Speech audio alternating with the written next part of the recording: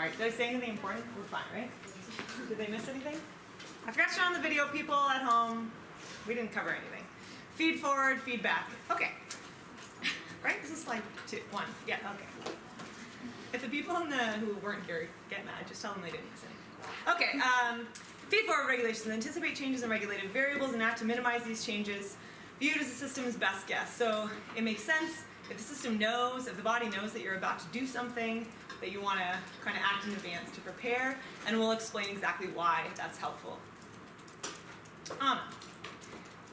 Whereas feedback are mechanisms whereby controlled variables respond to an error signal and providing information about the magnitude of the change in the regulated variable relative to a set point. So basically, the example you guys probably always get in your classes is your thermostat. Which is constantly measuring the temperature in your house, and then if it goes too high, turns on the AC. If it goes too low, turns on the heat.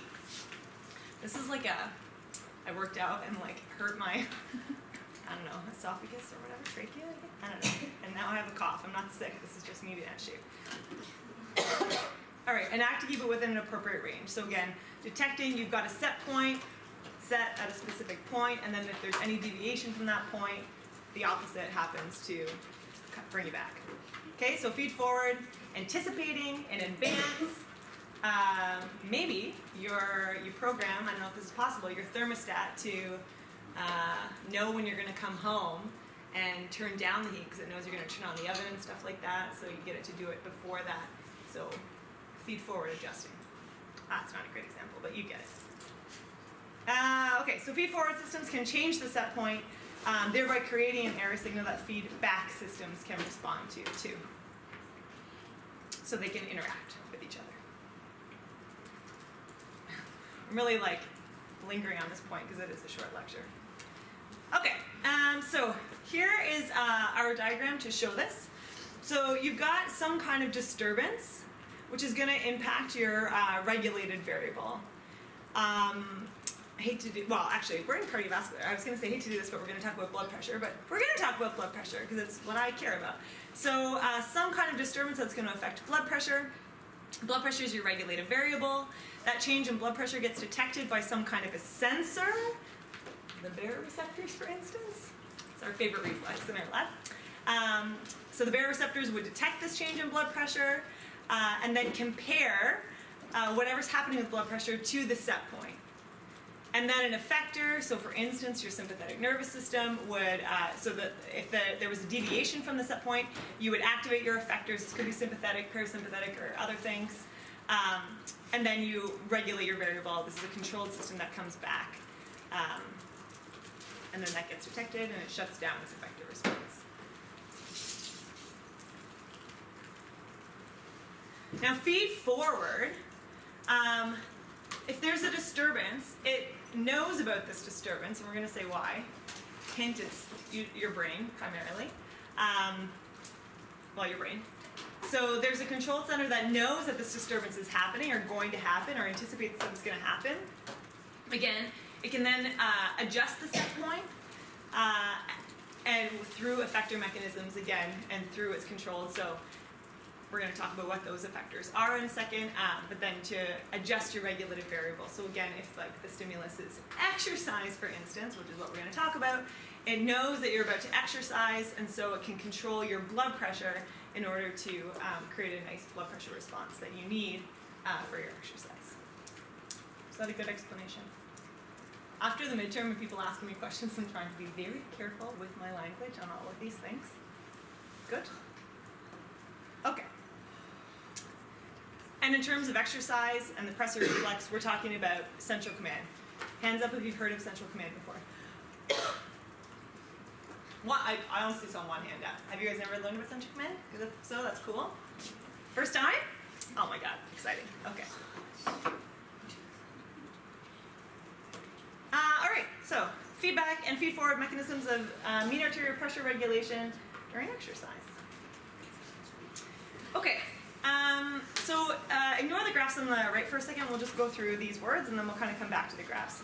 So blood pressure provides the driving force for blood flow through the systemic circulation. We all know this from last lecture. Remember Dennis's models, well not Dennis's models again, but the models Dennis taught you. You've got your high energy component. Blood pressure is that high energy component, or mean arterial pressure is that high energy component that's going to drive the blood through your muscle beds. And mean arterial pressure equals cardiac output divided by conductance, basically. So arterial inflow, which again is your heart, which is it's the pump, it's providing the driving force for all the blood, generating the power of that high energy component. And arterial outflow, again, so where's that blood going from the heart into the arteries of the body and then into your peripheral tissues, so that's your outflow component.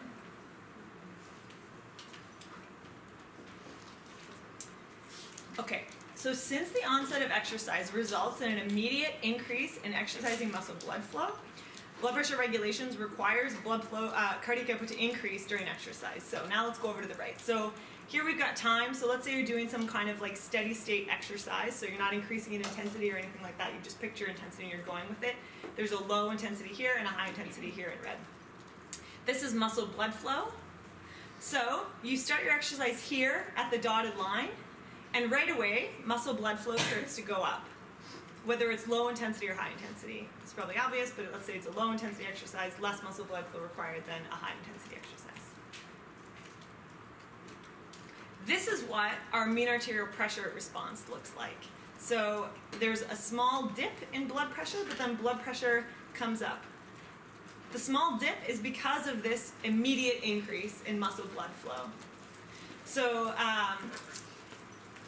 we get this muscle blood flow, so you start exercising, you get local vasodilation in these muscles, and obviously since that's increasing this side of it, and we haven't increased cardiac output yet, mean arterial pressure is going to have a brief dip. So this is going up, this is staying the same, dipping, and then it recovers, and not only does it recover, oh I'm shaky today, not only does it recover, but it goes up because you've increased your cardiac output. So blood pressure regulation may or may not also require, and the magnitude of this dip and whether this dip occurs is going to depend entirely on how much of your muscle, how much of your blood flow has like gone up, because that's the magnitude of that is obviously going to determine the magnitude of this. Because this calculation for mean arterial pressure is all of the arteries in the body. It's total vascular conductance. So if you have a really tiny, if you're like exercising your finger, you're not going to see a change in blood pressure. If you hop on a treadmill and start sprinting, you are. Okay, so mean arterial pressure regulation may or may not also require reductions in arterial outflow to non-exercising tissues. So again, let's say you're exercising your arm's a bad example, your leg, so a pretty big muscle mass, especially on me guys, super jacked. So you're exercising your leg, big muscle, or again, relatively big in the body. So if that dilates, it might, well, it wouldn't with one leg, but it might start overwhelming cardiac output, or at least like taxing your cardiac output. So then you have to constrict the other blood vessels in your body to redirect blood flow back to that muscle. Does that make sense? Probably a better example, actually, because I'm going to tell you that doesn't tax cardiac output later, is like cycling, so 2 legs, much more muscle mass. And so you might have to then, this is going up really, really high, which is then decreasing mean arterial pressure.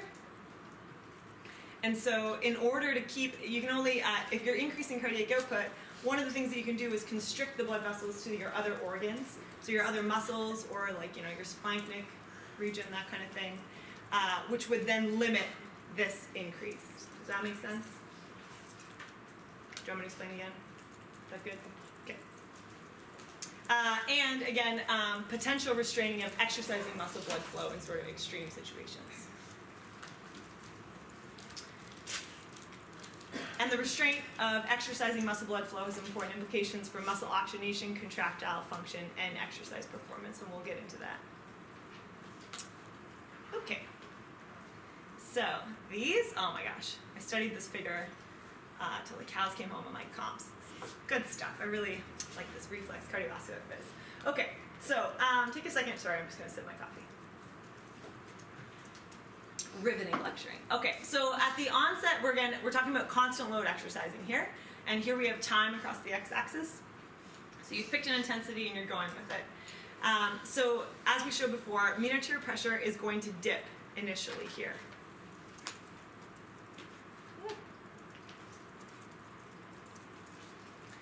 So as we just said, a decrease in mean arterial pressure can only be explained by an imbalance between arterial inflow and arterial outflow.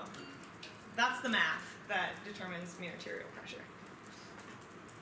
Again, arterial inflow, cardiac outflow, total vascular conductance, which remember is the inverse of systemic vascular resistance. So this is vascular resistance, and then here's on the slide for you the conductance. So as you can see, you start your exercise again here at the dotted line. Let's walk our way through this bad boy. So up here we have heart rate. You can see right off the bat we get an increase in heart rate. Intriguing. Where does that increase in heart rate come from, you may ask? I'll tell you. Not right now though. Stroke volume, we have a little no change here, and then we have a change of stroke volume. This is cardiac output here. What's the calculation for cardiac output? Heart rate, stroke, time stroke. Beautiful. So we know where this increase in cardiac output is coming from. It's coming from the heart rate component. And then we'll skip past mean arterial pressure because it's the product of, well, all of these things, but basically this and this, right? Mean arterial pressure is equal to resistance times cardiac output, because resistance is the inverse of conductance. So resistance, again, as soon as you start exercising, it drops rapidly as your muscles start to vasodilate, the active ones. And thus, because we're talking about an inverse here, total vascular conductance increases immediately. So if you do math, or as I did in this study, just measure mean arterial pressure, the result of these things is basically an immediate drop in mean arterial pressure. And I think you can see why here, because you have this sort of like dramatic drop in vascular resistance / dramatic increase, increase in, I think, let's look at the resistance. I think it makes more sense because it drops really rapidly like this. So you have a dramatic drop in resistance here with kind of like a mild increase in cardiac output. So the result when you multiply this times this is at first a drop in mean arterial pressure and then it recovers. Does that make sense? Dip. Okay, so sorry, I'll just walk you through this, where the immediate increase in vascular conductance or decrease in resistance is greater than the increase in cardiac output. Oh, that's so much more simple way to say it. So arterial blood volume and pressure drop, because all the blood's going into the muscle and there's less that's returning to the heart and we're talking seconds here.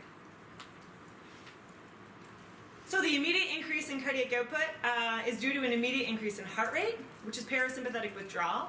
Does anyone remember why parasympathetic nerve activity can increase heart rate super, super fast? Tempted to ask you on the final what my favorite enzyme is. That was a strong hint. Yeah, oh, you guys, stop it. Yeah, all right, so acetylcholinesterase. So remember, the parasympathetic is tonically firing, so is the sympathetic. So parasympathetic's firing away at the heart to bring heart rate down. Sympathetic's firing away at the heart to bring heart rate up. So you've got a balance that's determining your resting heart rate. But with parasympathetic, it's like pressing on the brake. So you're driving it poorly because you're pressing on both. But all you have to do is lift off the brake. So the parasympathetic stops firing, and acetylcholinesterase Pac-Mans up all of the extra neurotransmitters. So boom, heart rate stops going down. So heart rate goes up. Okay, sorry, that's a fun fact. I just love that fun fact. Okay, so again, immediate increase in heart rate due to parasympathetic withdrawal.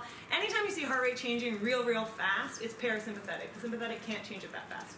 And by real fast, I mean like milliseconds.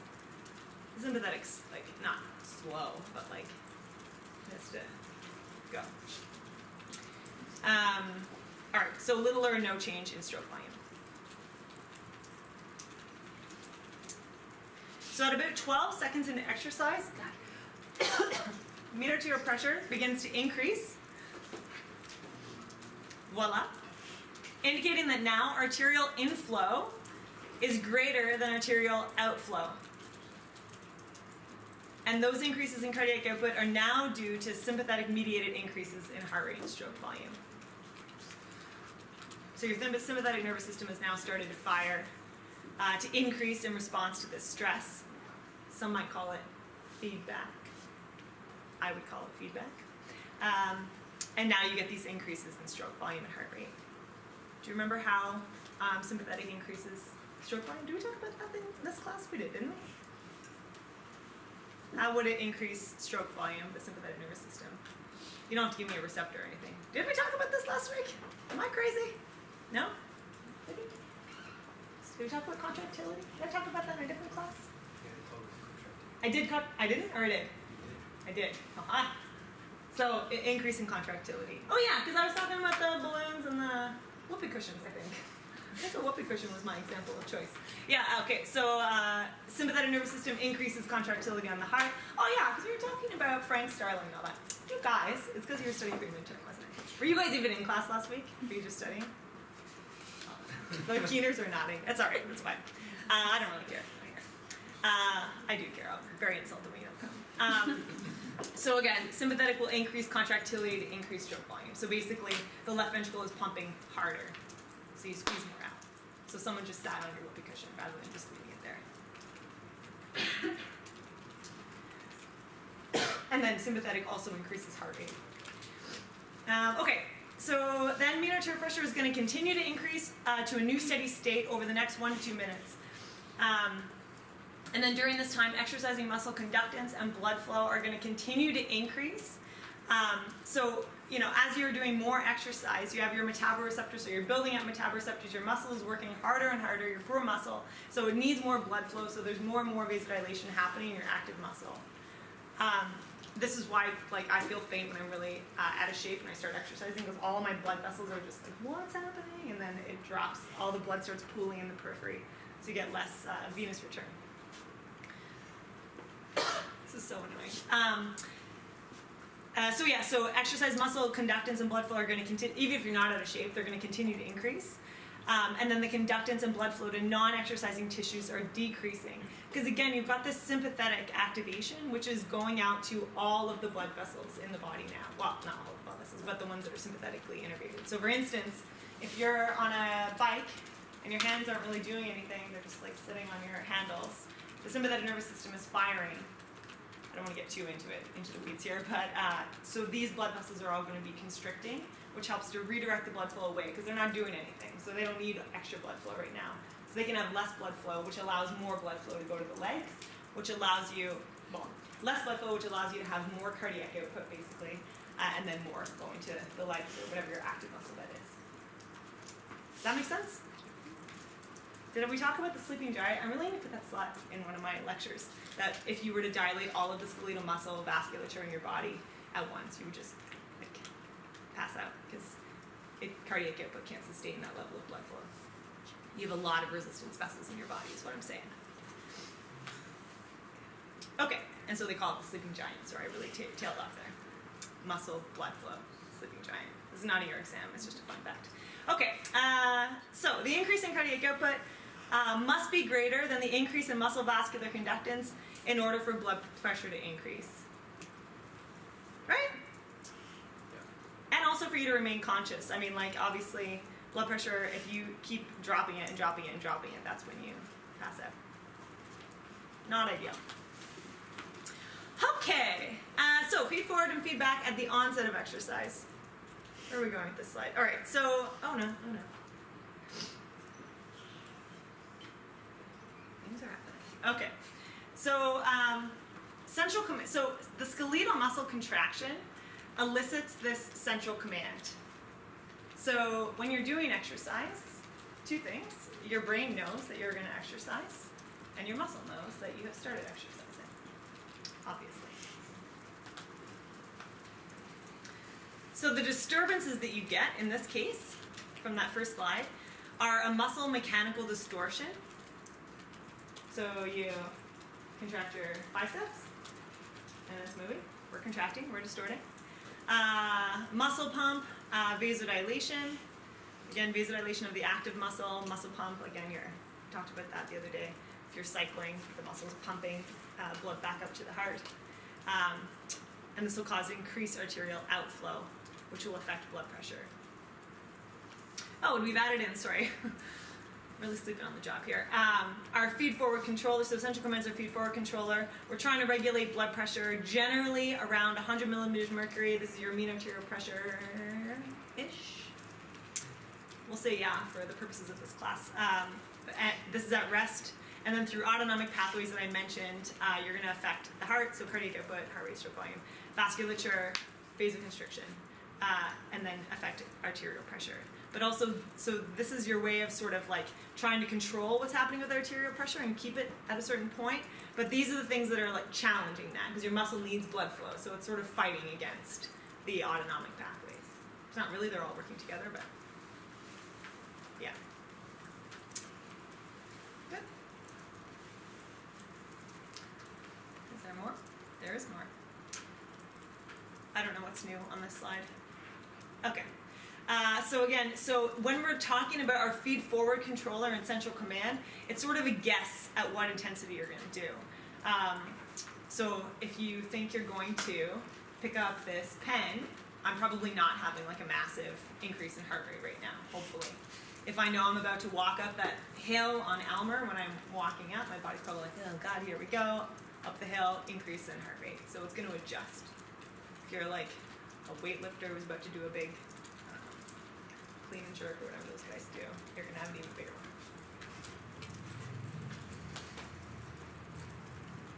And then our favorite baroreceptors. So we have our feed forward that's trying to guess at what we're going to need here based on the intensity of our contraction, intensity of the exercise.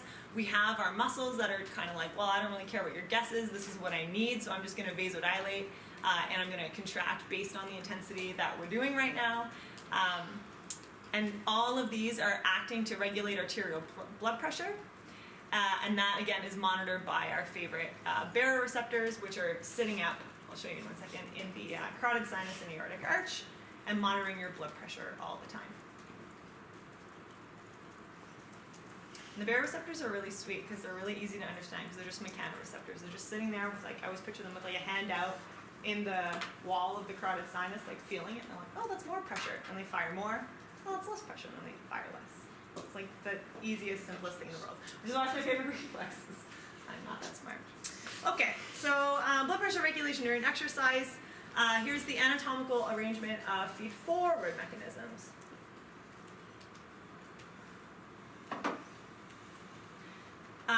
We'll just go through this. I think this is probably pretty obvious, but that's the brain. We have the brainstem here. This is a cross-section through the medulla. The NTS is sort of a, well, not sort of, is a major, what's the word? What's the word on like a highway where all the roads come in into one? Intersection. Yeah. And like an intersection of a whole bunch of different afferents. So the baroreceptors come into the NTS, as do many other things. I haven't driven in a long time. Okay, and then they'll go out. So the RVLM's on here. This is your final regulator of sympathetic outflow. Down through the spinal cord, again, we talked about all this kind of stuff. And then you have your postganglionic sympathetic neurons, which like breaks my heart to just skim by these right now, but this is what we measure in my lab. We actually stick a little recording electrode inside your sympathetic nerve and measure your nerve activity, which is awesome. And I totally recommend it. If you want me to do it, you can come volunteer in our lab. Go see these guys. It's wicked. You get to like hold your breath and watch your sympathetic nervous system increase its firing. It's good times. Okay, we'll do other things other than just breath holding. We'll put your hand in ice water, actually. Yeah. It does not feel good. Or we get you to do a hand grip. Anyway, whatever. I'm done pumping my lab. I'm not done pumping. I'll do it all the time. Okay, and then this is the arterial. So this is, for instance, in your muscles. So we've got a little image of a sideways, I don't know, leg or something. Doesn't really matter. But here are the blood vessels, the arteries going in. And then you've got all these little arterioles, and again, these are sort of the resistance vessels of the muscle. So they're supplying the muscle with all of its oxygen, taking away the carbon dioxide, et cetera, but they're also they're also the site that the sympathetic nervous system is going to control. So if this muscle, well, whether it's active or not active, you have exercise, sympathetic is increasing its firing and causing all those blood vessels, the vascular muscle of the blood vessel, to constrict or contract. So the vessel constricts. And remember, that causes a change in radius. Remember, radius has a big impact on conductance/resistance. So that's this. Oh, sorry, I skipped over the afferents. So the afferents sitting in the carotid sinus and the aortic arch. I'm really kind of going off topic here, but the carotid sinus is just above the heart. This is a terrible diagram of it, but it's nice. It's a very thin-walled area, so it's a nice place for the baroreceptors to be sitting because for a small change in pressure, there's a big deformation, so they can respond to it really well. And actually, the thing that my old supervisor used to say is that's between your heart and your brain, so it's your body's way of making sure your brain's always getting blood flow. And then they're also in your aortic arch, which is going like everywhere else. So they're monitoring blood pressure continuously through these cranial nerves, heading up into the brainstem again onto the NTS. And then you've also got your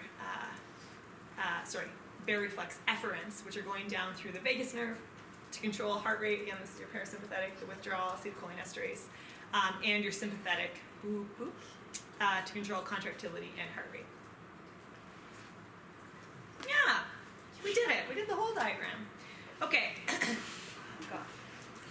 So central command originates in higher brain center where motor command originates. So remember, motor commands originate in your, I keep on forgetting to show you guys that diagram of like the homunculus. But you guys have all seen the homunculus, right? It's so fun. A little creepy, but still. This is in your motor cortex, which is where when you say like, grab that pen, or again, that's kind of a bad example, but like lift that weight, that's coming from those motor cortex centers. And it makes sense, the body is pretty smart, that at the same time, it knows that you're about to, again, pen's a bad example, it knows that I'm about to like, I don't know, lift something heavy, this desk, and so it originates a signal to withdraw parasympathetic nervous system activity, which is going to increase heart rate. Let's help Charlotte out while she tries to lift this desk and increase heart rate. It also resets the arterial baroreflex. Remember on that first slide we were talking about how feed-forward and feedback mechanisms are going to interact with each other? Actually we were just talking about this in our lab meeting yesterday, that if the baroreflex was constantly active and constantly controlling blood pressure at 100 millimeters mercury, and you're exercising, it's trying to keep it there, and let's say you're doing like a whole body exercise, you've got all these blood vessels vasodilating, and at 100 millimeters mercury blood pressure, that's not causing enough of that high energy input to allow you to continue that exercise. So we as humans would be real limited in the intensity of exercise and the duration of exercise that we could do if we just kept a mean arterial pressure of 100 millimeters mercury. Does that make sense? So you need to reset the arterial baroreflex and let the body operate at a higher blood pressure while you're exercising.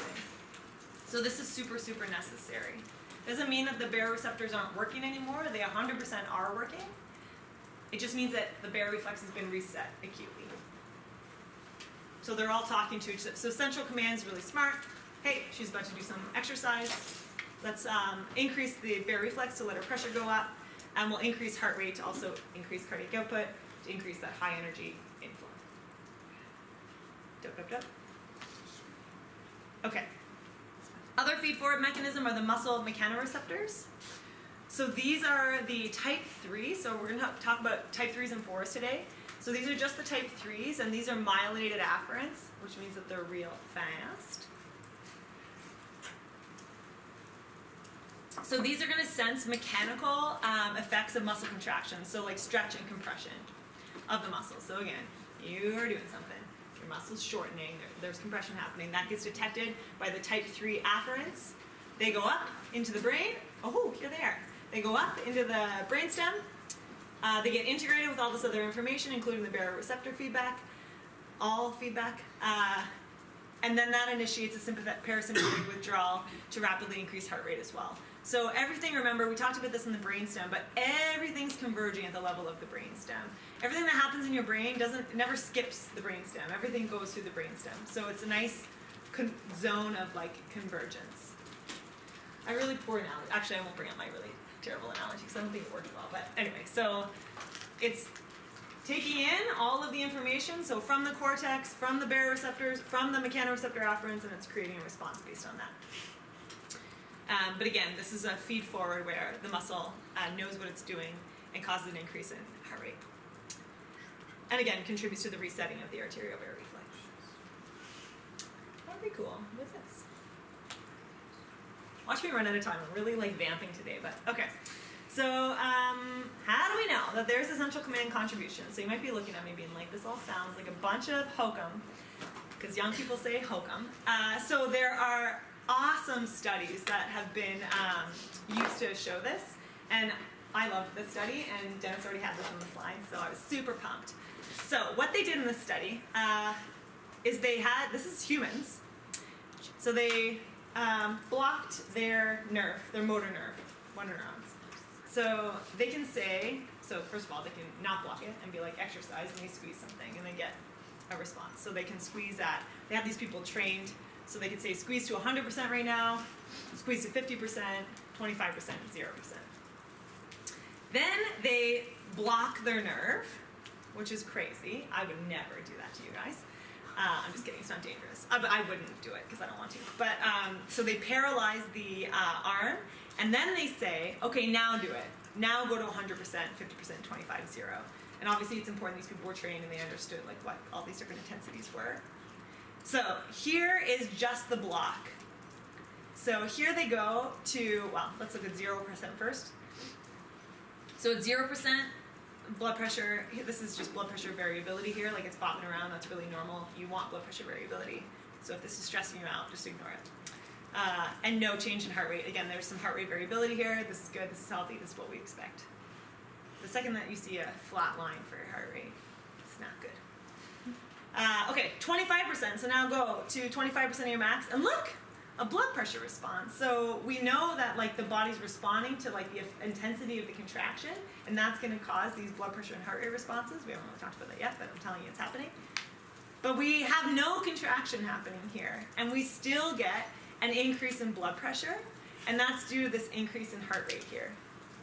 And then likewise, 50%, a bigger increase in blood pressure, and 100. So not only is it happening, but it's graded to the intensity of the effort. Remember, there's no actual muscle contraction happening here. So it's a little bananas, and this goes back to my lifting a pen versus climbing Elmer. The body knows what you're about to attempt and is guessing at what blood pressure it should give you to allow you to execute that. Right? Oh, good. Good. Someone just reminded me, my dad used to teach, and that he would make people ooh and ah his like fun facts. He taught organic chem, so it was a little dry. I'm really tempted to make you guys start oohing and ahhing on me, but anyway. She asked me if I was making you guys ooh and ah. Okay. Where was I? This is why I shouldn't talk about oohing and ahhing. Okay, so yeah, we have a completely paralyzed muscle. Blood pressure and heart rate increase immediately upon the attempted contractions. Again, there is no muscle contraction happening here. So this has to be central command. What else could it be? Can anyone think of anything that it could be? If you can, you're wrong. It's only central command. And then the magnitude, again, is proportional to the attempted contraction intensity, which is pretty mind-blowing. Good stuff. Great study. Okay. So that's the central command, top-down. We know about the effort and the intensity, but it doesn't really get at the muscle mechanoreceptor contribution, obviously, because we eliminated the muscle mechanoreceptors because there was no muscle contraction. So here's what we have to go over to animals. I want to say this is, I don't know what animal it is. I'm going to presume it's an animal model. If you're really curious, I'll look into it and get back to you if this is bothering you. Actually, no, look at those heart rates. It's definitely an animal. You can usually tell what kind of an animal it is based on the heart rate. I say that, but I want to go dog. Pull me on dog, because this is, so your heart rate gets higher and higher the smaller you get. So rats have like a heart rate of like 300 and something. It's really unimportant. We're not going to ask you that what animal it was, but I'm just talking now. Okay, so so you can like do these preps and then hook them up to stimulators, and you can activate the muscle. And so they have a little stimulator that they hook up and go. We can also do this in humans. I've done this in my friends' labs. I'm sure there's labs here that do that too. Has anyone ever had their muscles stimulated by a lab? Yeah, it's good times. So you can stimulate a muscle, and again, so stimulating the muscle, now there's no central command, right? So you're sitting there, like when I was in my friend's lab, he hooked up, sometimes they were like in my muscle, but he usually put a little pulse right over my nerve here, and then it'd go boop, and like my leg would contract. And sometimes it would go and like it hurt. But they always made me tea, which was nice. One time apple cider. Okay, so you can stimulate this, and this, whatever tension you're producing here, is done exclusively of central command. There's no effort. I'm really a believer in this, but you guys get it, right? So you do that, and you still have an increase in heart rate here, and you still have an increase in blood pressure. But again, this could be due to, because you're still stimulating the nerve and then the muscle. So you're still getting like metabolite production and stuff like that. So what happens if you passively stretch the muscle?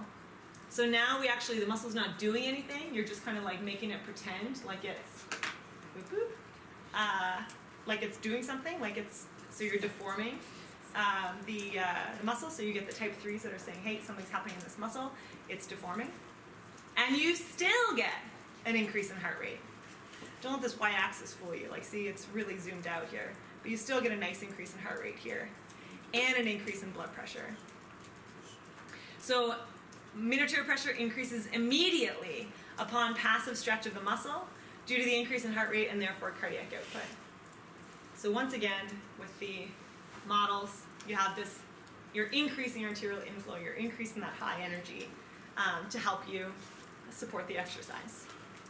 Yeah?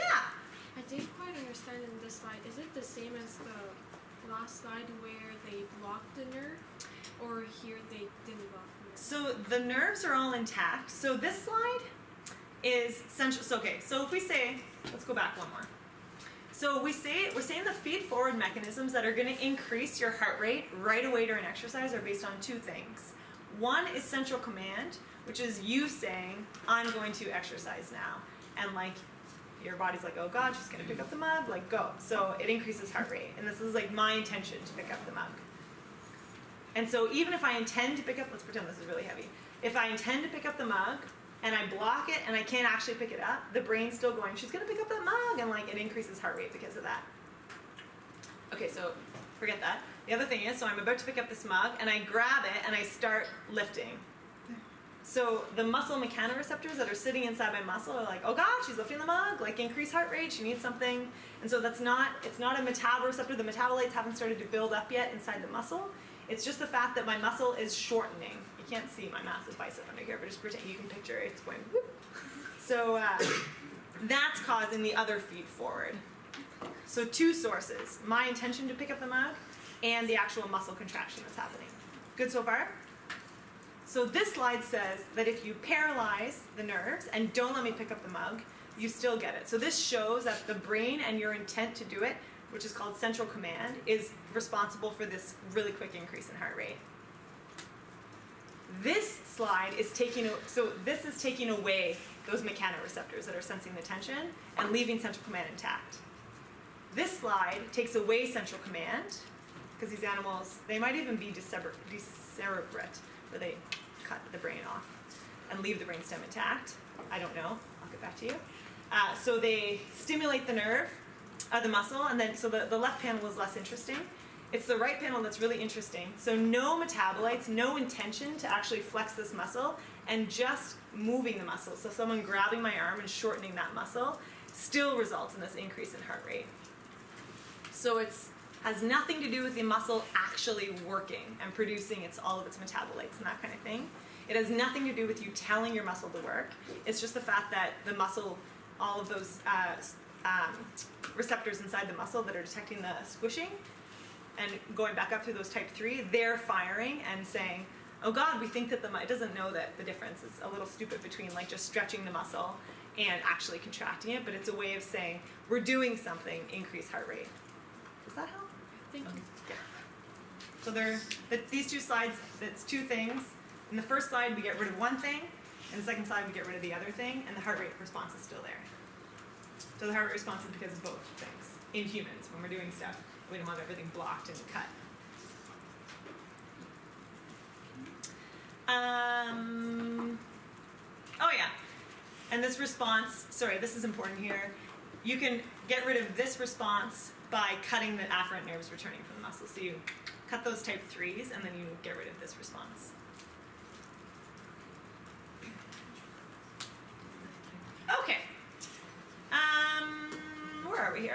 blood pressure regulation, anatomical, oh yeah, feedback, good times.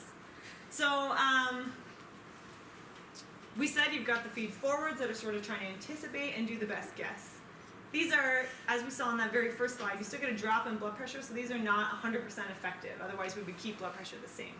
So they're guessing, and what you really need are these feedback strategies. And I study these, so I would argue that these are more important, or at least equally important.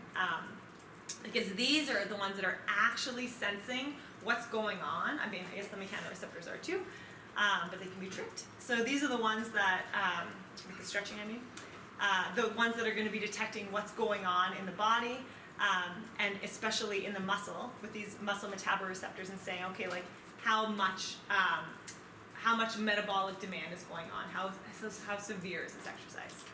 Can you just explain that last point that you said the response is abolished by cutting the efferent nerves? So, are you talking? Afferent nerves. So. The type 3. So this is type 3. So these are the nerves that are sitting inside the muscle that are detecting and getting squished when you contract the muscle. And so go back to the passive stretch. If you even stretch this nerve, you get this increase in heart rate because the type 3s are going, oh, the muscle is contracting. Like a passive stretch. Yeah. Or even this, but yeah. Stretch or contraction? Stretch. So this is contraction, this is stretch. It stretches in like someone's movie. Yeah. Okay. Well, and stretch is a bad example because you're like, what's the opposite of stretching? Compressing. Yeah. Compression of the muscle. But because this heart rate response is relying on the type 3s, if you cut the type 3s, you don't see it anymore. You see no more heart rate response here. Or here. Because there's no central command in these probably. Let's say, don't quote me on the A, 'cause I have to go back and see if they were decerebrate. But here especially, if you cut the type 3s, you get no feed forward, because it's the type 3s that are giving you that feed forward from the muscle. You would get a feed forward if this was an intentional contraction, because you would still have central command. But in this case, there is no central command because you're passively stretching the muscle.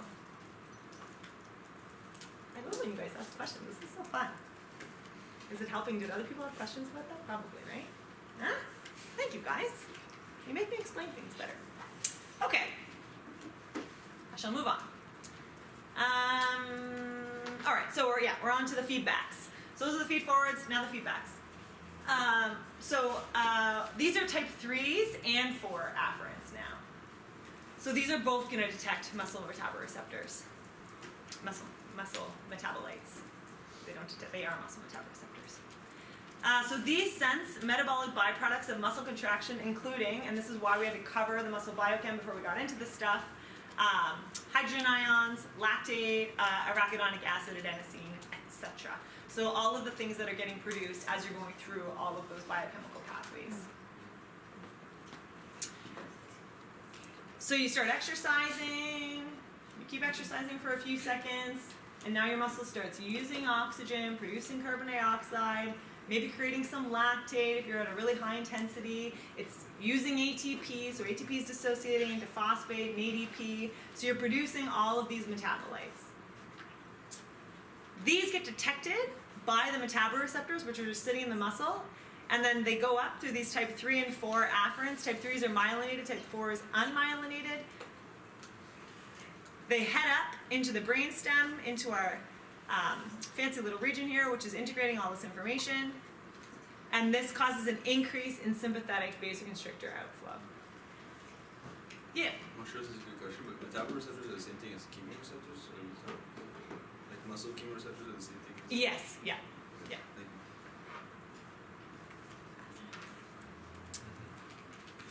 Because they'll all respond to different things. It's a detailed question, yeah. Nobody freaked out that you just asked that for your final exam. But yeah, sometimes they call this the peripheral chemoreflex. But well, I take that back. The peripheral chemoreflex can also be up at the aortic arch and the carotid sinus. So we'll isolate this and say this is the metaboreflex where all these are detecting. But yeah, they'll detect increases in carbon dioxide locally too at the muscle. Okay.